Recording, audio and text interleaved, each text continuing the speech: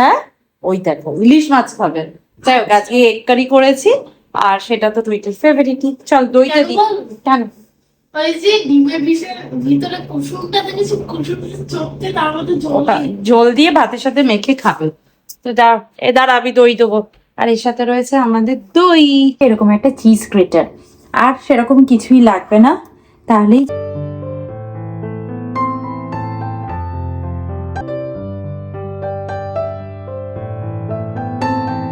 যখন খাবো তখন নর্মালে হয়ে যাবে।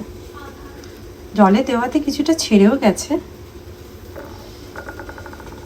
আর তার সাথে অ্যাড করে দেবো দই। আলাদা হয়, কি সুন্দর দেখতে হয়। আমি মার্কেট থেকে টক দই অন্তত কিনি।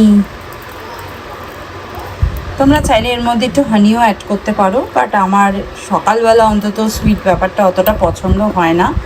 এমনি ফ্রিজের মধ্যে রেখে দেবো,